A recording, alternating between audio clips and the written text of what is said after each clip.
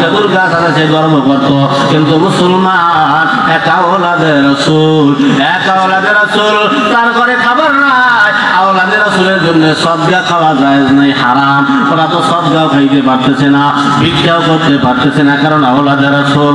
এই চিন্তা করিয়া উনি কোথাও কাজে গেলেন না, উনি কাজে গেলেন, কাজ পাইলেন না, ভিক্ষা করতে পারলেন না, সদকাও খাইতে পারলেন না। তিনি কোথাও কাজে গেলে কাজও পাইলেন না।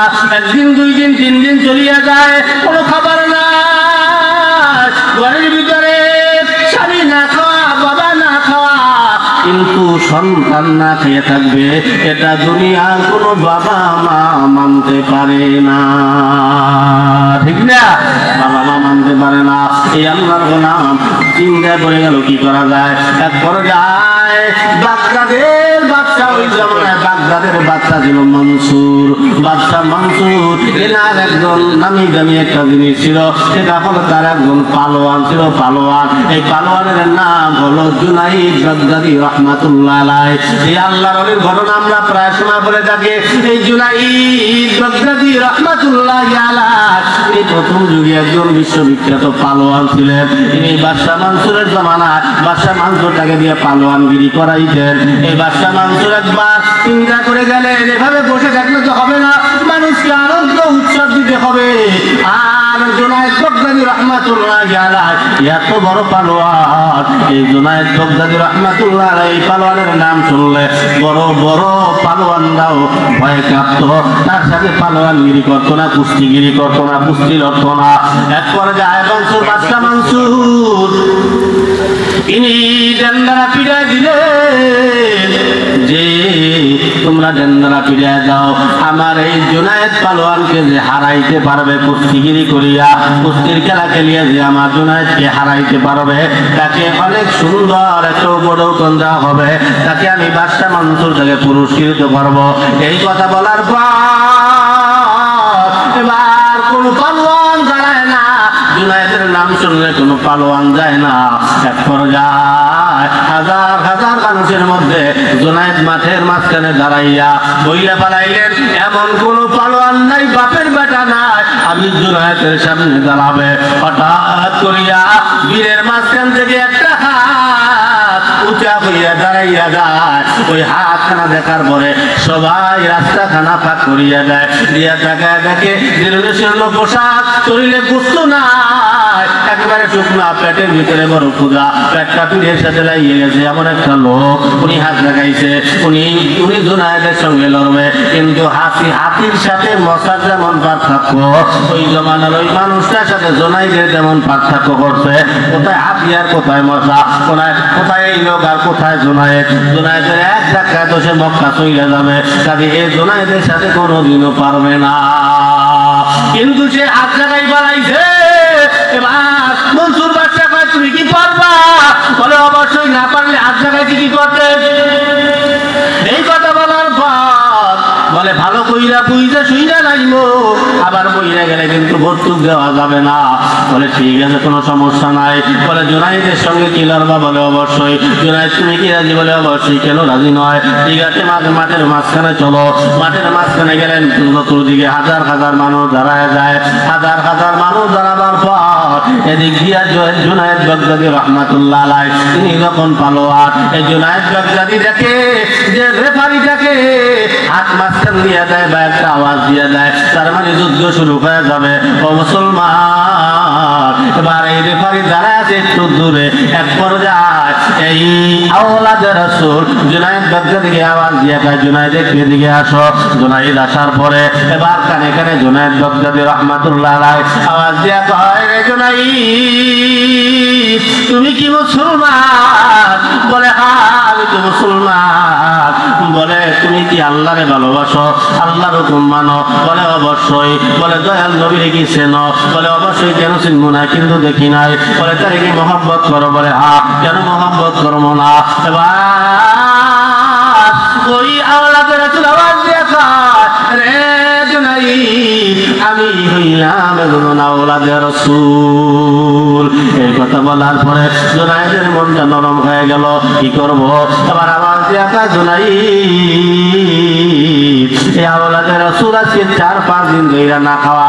আমি না খাওয়া সমস্যা নাই, আমার ঘরে 2-3টা বাচ্চা আছে, এই বাচ্চাগুলো আমি গেলেই বাবা বাবা বইলা যখন চিল্লানি দেয় আমি সহ্য করতে পারি না, আমার কলিজাটা ফাইটা যায়। ও জুনাইদ রে, আল্লাহর নবীর আওলাদ না খাইয়া থাকবে, বড় কষ্ট কইয়া তোমার সাথে আমি পারবো না তা আমি জানি, তারপরে আমি কেন হাত লাগাইলাম জানো? যদি মহিলাও যায় আমার কোনো আফসোস না, আমার ওই সন্তানগুলা না খাইয়া রইছে আওলাদের রাসূল, আমাদের জন্য সদকা খাওয়া জায়েজ নয়, আমরা ভিক্ষা করতে পারি না, কাজও পাই না, খালি 3-4 দিন ধরে রান্না না খাওয়া। যদি জুনাইদ একটু সহায় হয় নবীর মহব্বতে আজকে যদি খাইয়া যাও, আওলাদের রাসূলের পেটের ভিতরে একটু লোকমা পড়বে, খাবার পড়বে, আমি পুরস্কারটা নিয়ে যাইতাম। এই যে গিয়া জুনাইদ বাগদাদী রাহমাতুল্লাহ আলাইহি আশ্চর্য হয়ে গেল, কি করা যায়? আমি কি করব? হারবো না জিতবো, কোনটা করবো? কারণ জুনায়েদ জানে ও কোনোদিনও আমার সাথে পারবে না। জুনায়েদ চিন্তা পড়ে গেল, যদি আমি হাইরা যাই তাহলে এই মনসুর বাদশা মানসুরের দরবার আমার থাকতে হবে, এই দরবারে আমার জায়গা হবে না। এই চিন্তা করিয়া আর যদি আমি থইয়া যাই তাহলে আল্লাহর পয়গম্বর দোজানের সর্দার আমাকে আখিরাতে ধনী বানায়া দিবে। সুবহানাল্লাহ। কে কে যাবি মদিনা,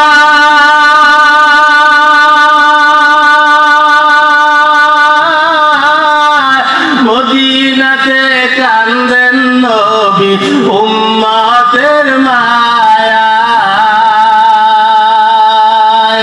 দিন রজনী কান্দেন যিনি, দিন রজনী কান্দেন যিনি, শুয়ে রওয়া যায়। চলো নবীর জান্নাতে মদিনাতে যাই, চলো নবীর জান্নাতে মদিনাতে যাই। কঠিন হাসরের দিনে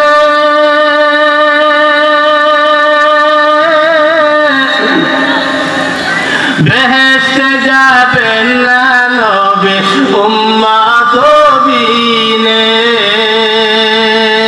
মাফ করিয়া দিবেন আল্লাহ, মাফ করিয়া দিবেন আল্লাহ নবীর উসিলায়।